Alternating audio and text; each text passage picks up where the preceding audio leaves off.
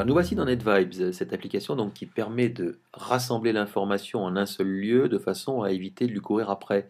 Donc là ici c'est mon NetVibes donc avec un certain nombre d'onglets qui sont des onglets thématiques qui permettent d'organiser mes différentes sources d'informations.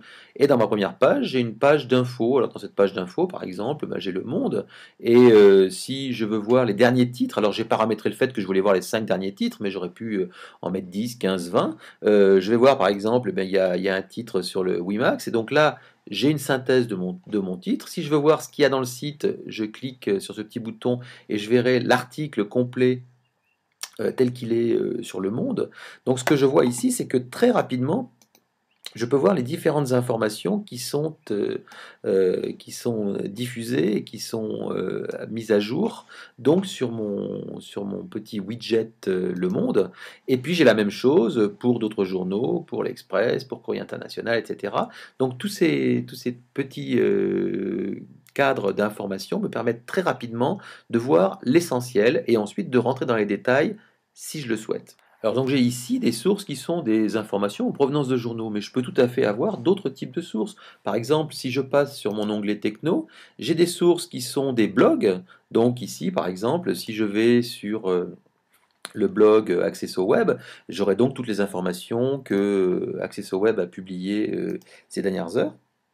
Donc je vais pouvoir les parcourir rapidement. Donc ce qui permet, comme on le voit ici, très très vite de voir s'il y a des choses intéressantes et éventuellement de remonter vers le site si on a envie d'aller voir quelque chose de plus intéressant. Et puis si je reviens sur cet onglet-là, j'ai quelque chose d'encore plus intéressant qui est que j'ai la possibilité d'avoir des recherches au travers de Google Alert qu'après je vais mettre dans ces petits widgets et qui vont me permettre de retrouver des informations qui ont été traitées au travers de cette recherche. On voit ici que la recherche c'est sur la formation et le e-learning. Et donc tout ce qui sort en formation et au e-learning dans les différents organismes de presse, blogs et forums, je le trouverai à cet endroit-là. De la même manière, si je viens ici, je trouverai tout ce qui sort autour du Web 2 ou du web d'une manière générale. Et là, j'aurai beaucoup d'informations qui vont remonter et qui me permettront de chercher mon information directement et de la parcourir directement. Donc on voit d'un côté des flux traditionnels, donc des journaux, des grands journaux. De l'autre côté, on peut récupérer des blogs et on peut récupérer des recherches qui vont tous les jours ainsi se mettre à jour et on pourra savoir tout ce qui sort de nouveau sur la recherche que l'on a pu faire et pu lancer depuis quelques semaines ou quelques mois.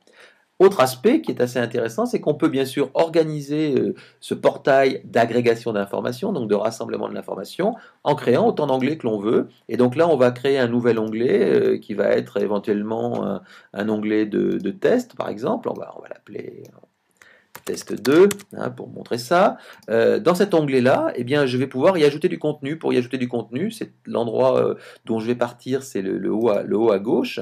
Et là, je vais éventuellement aller chercher des widgets. Alors ici, on voit par exemple, si je regarde les widgets essentiels, c'est là que je trouverai justement mes widgets d'information ou à partir par exemple des actualités, j'ai mes différents widgets d'information que je vais pouvoir ajouter.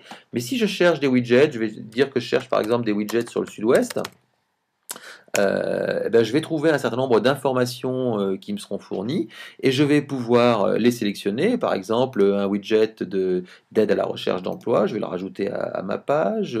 Un widget de tourisme, je vais le rajouter à ma page.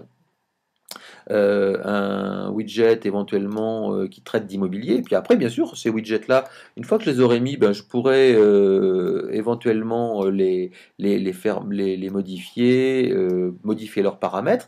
Mais ainsi, je vais organiser ma page. Donc là, une fois que je vais avoir fini ça, je vais remonter ça. Et je vais avoir petit à petit mes différentes sources d'informations qui vont pouvoir s'ajouter. Donc c'est là le côté dynamique et le côté jardinage que l'on doit faire dans son NetVibe, c'est-à-dire que tous les jours, on peut être amené à rajouter un peu d'informations, à modifier son information. Ici, par exemple, à éditer les différents paramètres en disant tiens, j'ai envie d'en avoir 5, etc., etc. Donc, c'est vraiment la grande richesse de ce type d'approche, c'est la possibilité d'organiser au fil des jours toute la convergence de son système d'information. Voilà, donc maintenant, si vous voulez tout savoir sur comment fabriquer votre propre NetVibes, je vous invite à aller voir et à aller parcourir le guide de prise en main.